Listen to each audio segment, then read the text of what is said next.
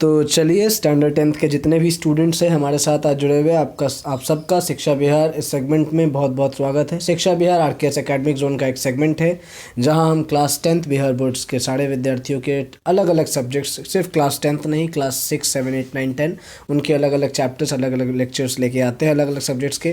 फ़िलहाल हम standard 10th के वीडियोज़ एक के बाद एक ला रहे थे क्योंकि अभी उनकी एग्ज़ाम्स आने वाली थी। जितने भी वीडियोज़ हम ला सके हैं आप सब उन्हें देखें, उसमें कोई डाउट हो हमसे पूछे। ऐसे ही करते करते इस साल तक अंत तक हम और ढेर सारे वीडियोस ले आएंगे और अगले साल जितने भी परीक्षार्थी होंगे उनके लिए ये सारी प्लेलिस्ट ऑलरेडी कंप्लीटेड रहेंगी। तो सबसे पहले इस चैप्टर को शुरू करने से पहले मैं आपको बताना चाहूँगा कि आप जो भी इस वीडियो को देख रहे हैं कृपया इस वीडियो को अंत तक देखें। अगर आपको पूरा चैप्टर का जो ब्रीफ लेना है, पूरा समरी लेना है, आप इसे अंत तक देखें। इस वीडियो को जो देख रहे हो वैसे लाइक करें, इस चैनल को शेयर करें, इस वीडियो को शेयर करें और इस चैनल को ज़्यादा से ज़्यादा सब्सक्राइब करें ताकि ये चैनल आपके लिए ग्रो कर सके। तो आज का जो हमारा चैप्टर है पोइट्री सेक्शन से, पहला पोइट्री वो है God made the country by William Cooper. William Cooper या खाउपर जो भी कहिए, may be said to be giving in his poem a forestate of the poetry of Wordsworth. There in his works the same deep respect for the rural life, the common people and the lovely quiet landscape. Like Wordsworth, again he did not hesitate in giving clear-cut option about the issue of his time. William Cooper जो है उन्होंने अपने उनका भी कहा जाता है कि उनके पोएम में एक विलियम वर्ड्सवर्थ का टच रहता है। वो अपने काम में जो है अपने पोएम्स में रूरल लाइफ, ये जो कॉमन लोग जो है, आम लोग हैं, वहाँ के जो खूबसूरती है, जो लैंडस्केप है उसके बारे में बताते हैं।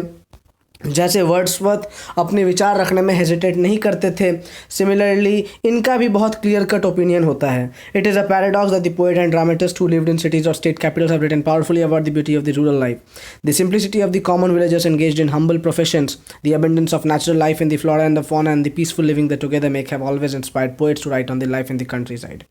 ये बहुत ही ऐसे बात है कि जो पोएट्स जो शहरों में रहते हैं, जो बड़े बड़े देशों जगहों पे रहते हैं, उनके पास ये जो गांव देहात, ये जो रूरल लाइफ है, इसके बारे में लिखने की एक बहुत अच्छी आइडिया है। Cowper's poem is a classical example of this kind of writing. The first line of the poem, God made the country and made the town, truly sums up the creation of the country side and the evolution of times. इनका जो ये कविता हम पढ़ रहे हैं, इस कविता का जो पहला लाइन है, God made the country and man made the town, तो ये कहते हैं कि भगवान ने देश बनाया और लोगों ने शहर बनाए। ये बताता है कि कैसे creation of the country side और टाउन्स कैसे तैयार हुए, कंट्री कैसे बनी और टाउन्स कैसे तैयार हुए। Being created in a natural way, villages possess a perfection that towns and cities can never have. वो अपनी कविता में कहते हैं कि क्योंकि ये जो गांव देहात, ये जो विलेजेस हम कहते हैं, वो एक नेचुरल, एक प्राकृतिक तौर पे तैयार हुई, तो उनमें जो परफेक्शंस है, जो भगवान का बनाया हुआ है, वो कभी भी शहरों या बड़े बड़े जगहों पे नहीं आ सकता। Addressing the town dwellers, the poet throws light on the virtues of the natural life, virtues on the rural life and exhorts them to escape from artificial luxury and comfort to the simple but enduring pleasures of a village। वो अपने कविता के इस माध्यम से ये कहते हैं कि ये जो बाहर जो टाउन ड्वेलर्स जो होते हैं, जो शहर की तरफ चले जाते हैं, वो इस रूरल लाइफ के गुण की तरफ ये प्रकाशित करते हुए कहते हैं कि हमें अपनी बाहरी ये जो आर्टिफिशियल लग्जरी है, जो चकाचौंध जिसमें हम खो जाते हैं, उसको छोड़ के अपने सिंपल तौर तरीके अपने विलेजेस की खुशी में वापस लौट आए। तो चलिए हम लोग इस चैप्टर को स्टार्ट करते हैं, इस पोएम को। God made the country and man made the town, what wonder then that health and virtue gifts that can alone make a sweet the bitter draught, that life holds out to all should must abound and least be threatened in the fields and groves. तो इसका कहने का मतलब है कि कवि कहते हैं कि ईश्वर ने गांव को बनाया और मनुष्य ने नगरों एवं महानगरों को बनाया है। अतः इसमें कोई आश्चर्य नहीं है कि स्वास्थ्य और सद्गुण जो ग्रामीण जीवन के वरदान हैं, जीवन में आने वाले दुखों को झेल लेने की शक्ति प्रदान करके दुख की उन घड़ियों को मधुर बना देते हैं। क्योंकि गाँव जो हम कहते हैं ना रूरल लाइफ, तो वहाँ पे जो ये रहता है ना कि जो ग्रामीण जीवन जो वरदान की तरफ आता है, क्योंकि हम आने वाले दुखों को झेल लेने की एक शक्ति हमें मिल जाती है। ग्रामीणों के पास वे प्रचुर मात्रा में है जिन्हें वे कभी गंवा नहीं सकते, क्योंकि वो खेतों में काम करते हैं और बाग बगीचों में विश्राम करते हैं। यह ऐसा क्यों कहा जाता है या क्यों ऐसी जो कंपैरिजन की जाती है, क्योंकि गाँव देहात जो हम कहते हैं ना, वो मिट्टी से जुड़े हुए होते हैं, वो प्रकृति से जुड़े हुए होते हैं, प्राकृतिक क्षमता होती है उनमें, जो कि कहीं ना कहीं जो शहरी लोग होते हैं वो शहरी चकाचौंध, शहरी ऐशो आराम में खो जाता है। क्योंकि वो जो कैसे ग्रामीण जो लोग होते हैं वो गांव खेतों में काम करते हैं और आराम भी बाग बगीचों में, यानी हमेशा प्रकृति से घिरे रहते हैं।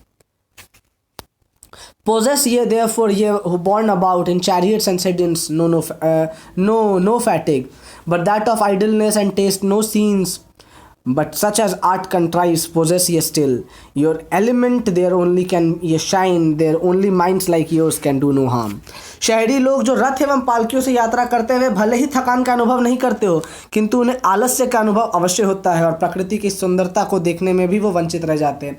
जो कहते हैं कि शहरी में हम लोग बस जो बड़े बड़े गाड़ियों में घूमते हैं तो हमें क्या होता है, हम भले हम पैदल नहीं चलते, हम मेहनत नहीं करते, लेकिन तभी भी एक आलस हम में आ जाता है उस ऐशो आराम की ज़िंदगी में, और हम बाहर की प्रकृति की जो सुंदरता है उसे अच्छी तरह से अनुभव नहीं कर पाते। शहरी लोग आविष्कार की कला से शक्ति संपन्न दिखते हैं और इस कारण वे मुस्कुराते भी दिखते हैं, किंतु ग्रामीणों में किसी को भी हानि पहुंचाने की भावना नहीं रहती। जो मनुष्यता होती है जो ग्रामीणों में, कि वो किसी को हानि नहीं पहुंचाना चाहते।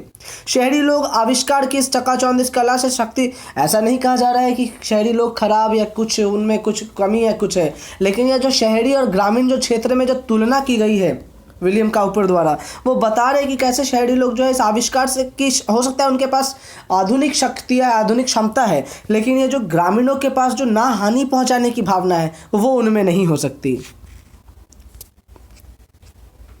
Our groves were planted our groves were planted to console at noon the pensive wanderer in the shades at eve. The moonbeam sliding softly in between the sleeping leaves is all that lightly they wish.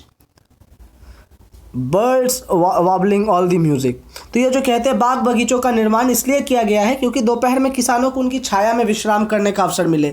जैसे जो भी मेहनत करते हैं वो क्या करते हैं, ग्रामीण किसान वो बाग बगीचों में जाके आराम करते हैं छाया में। संध्या समय सोए हुए पत्तों के बीच चांदनी उन्हें उतना ही प्रकाश देती है जितना उन्हें चाहिए। वृक्षों पर बैठी चिड़िया अपनी मधुर आवाज़ से मधुर संगीत का निर्माण करती है। कवि कहते हैं कि कैसे प्रकृति से जुड़े रहने के वो वहाँ आराम करते हैं, उन्हें चांद की रोशनी मिलती है, उन्हें वृक्षों की वो हवा, वो जो भावना, वो जो चिड़िया की जो मधुर आवाज़ सब कुछ सुनने को मिलती है। We can spare the splendor of your lamps, they but eclipse our softer satellite. Your songs confound our more harmonious notes. The thrush departs scared and the offended nightingale is mute. ग्रामीण लोग शहरी लोगों की सारी चमक दमक से छेड़छाड़ नहीं करते, किंतु शहरी लोग गांव वाले के मध्यम प्रकाश की लौ को भी ढक देना चाहते हैं। ग्रामोफोन के गीत गांव वालों के मधुर संगीत को भी बिगाड़ देते हैं, जिससे डर कर गाने वाली चिड़िया भाग जाती है और बुलबुल गूंगी बन जाती है। कभी कहना चाहते हैं कि कभी कभी हम अपने किसी भी एक्टिविटी से, किसी भी कार्य क्रिया से हम क्या करते हैं कि गांव के जो लोगों हैं, जो गांव वाले जो है, उनकी जो सभ्यता उसको नुकसान। कभी भी ऐसा नहीं होता है कि ग्रामीण लोग जो है वो शहरों की चमक दमक खींचने की कोशिश करते हैं या उसे छेड़खानी करते हैं या उसे छेड़छाड़ करते हैं, लेकिन शहरी जो भी एक्टिविटीज़ जो होता है, जो सिटीज़ का जो भी एक्टिविटीज़ होता है, उसके चलते क्या होता है, ये जो अलग अलग लाइन से कभी कहना चाहते हैं कि ये जो भी ग्रामीण जो नेचर है, जो प्रकृति है, वो उसके साथ छेड़छाड़ करते हैं और इसके चलते जो ये क्या होता है वो डिसबैलेंस हो जाता है चीज़। तो ये जब कविता हमने पढ़ा, आशा करता हूँ आपको ये कविता एकदम समझ में आया, क्योंकि ये कविता बहुत ही इंपॉर्टेंट है और ये हमारे founder director doctor Ranjan Sinha sir के द्वारा गेस्ट एक क्वेश्चन है। तो आप इस क्वेश्चन को अवश्य देखें और इस क्वेश्चन की समरी जैसे आपको बताया गया उसे अवश्य सुने, ध्यान से लास्ट तक देखें, अपने दोस्तों को ये वीडियो शेयर करें। अगर कहीं आपको कन्फ्यूजन रहता है स्टिल इस पैराग्राफ में, तो आप वो पैरा हमें कृपया बता दें, हम उसका सॉल्यूशन लेके या आपको उसका एक प्रॉपर एलाबोरेशन लेके हम आपके लिए उसका सॉल्यूशन वहाँ पे कमेंट बॉक्स में आप लिखें, तो हम आपके हिसाब से एक वीडियो बना देंगे। तो आज के लिए बस इतना ही। आप इस एक्सरसाइज को बनाएं। आप हमारे टेलीग्राम ग्रुप में भी जुड़ सकते हैं, जो कि हमारे यूट्यूब चैनल डिस्क्रिप्शन में दिया हुआ है। आप वहाँ पे ऐड हो, अपने डाउट्स रखें, या तो सबसे बेस्ट आप कमेंट्स करके हमें अपने डाउट बता सकते हैं। तो जाते जाते फिर से वही कहूँगा कि आप जो भी इस वीडियो को अब तक देख रहे हैं वो कृपया इस वीडियो को लाइक कर दें, इस वीडियो को शेयर करें, इस चैनल को सब्सक्राइब करें और हमें ऐसे ही सपोर्ट करते रहें। आज के लिए धन्यवाद।